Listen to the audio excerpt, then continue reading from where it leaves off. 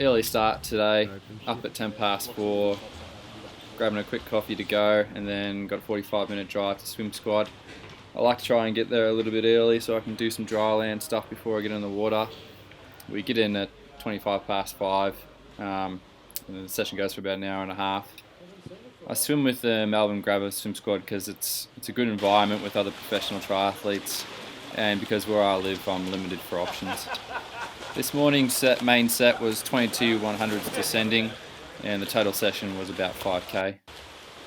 I grew up playing ball sports, so I had no background in swimming.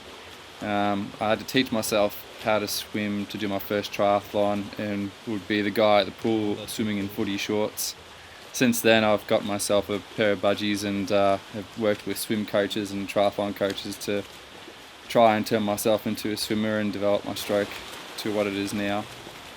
Depending on what training block I'm in, I'll either do 2 to 4 swim squads a week, and then usually an additional 1 or 2 sessions by myself. I find the intensity of swim squads really high, so I get quite drained from it. I'll usually just have a protein shake straight after, drive home, and then have a bit of rest between the next session and give myself an opportunity to get in a decent meal. My usual breakfast is some oats and chia seeds made with milk, and I mix in some cinnamon, some almond butter and some honey. I'm doing today's brick session out in one of my favourite places to ride, which is Garfield. The session is a 2.5 hour ride with the first 90 minutes just easy, rolling over some undulations. And then in the last hour I'll do 3x15 minutes with 10 minutes at Ironman race pace and 5 minutes at best effort, with 2 minutes recovery between.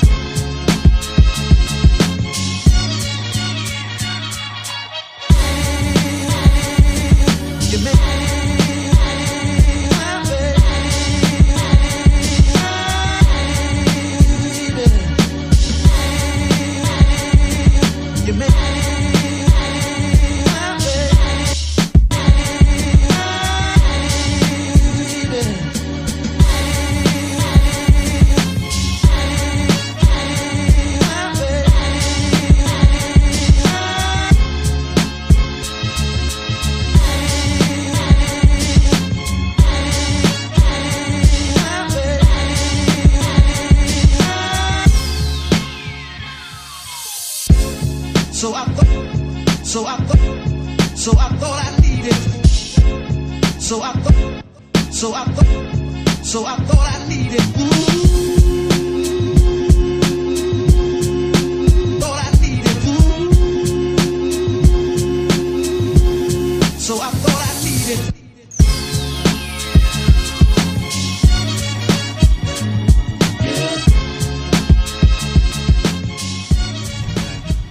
The run off the bike is 20 minutes. It'll be 9 minutes, starting at roughly 3:30 pace and then building up to about 3:10 pace. And then 1 minute walk and then turn around and do the same back. I think for me to be successful in long course racing, I need to develop my swim to a level where I'm in striking distance to the fastest swimmers so that I can have options in the race with my bike and run, whereas currently I'm limited to having to ride hard from the start to make up any ground on the fastest swimmers and then hopefully still be able to run well. In reality, with my swim being where it is, I need to have one of the fastest bike splits and fastest run splits to give myself any opportunity of being on the podium. This is why I think it's important for me to incorporate these types of brick sessions where I finish the bike with an effort and start the run with an effort.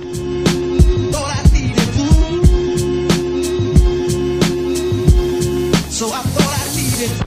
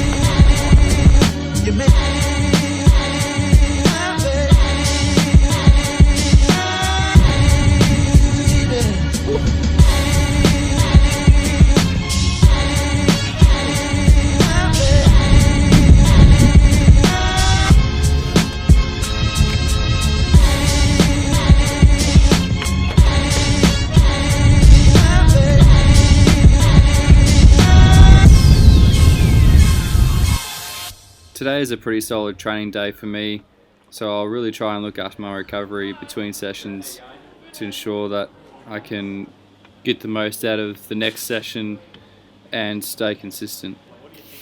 To do this, I'll either go to a local recovery facility called P3, where I have access to some recovery boots and some hot and cold baths, or just do some stuff at home, like your stretching, your foam rolling, Baxter crystal baths, or just simply having a nap.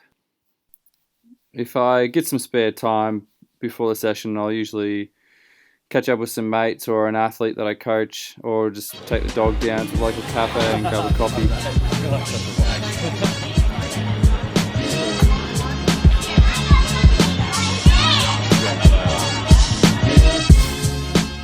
Final session for the day. It's a 70-minute tempo run, so I'll do about 30-minute warm-up with a couple of little opener uppers, and then do 3 by 8 minutes at tempo with 1 minute recovery walk jog between. I find when I nail these tempo sessions at the end of a big day, it really builds my confidence that I'm in good shape for whatever race I'm preparing for.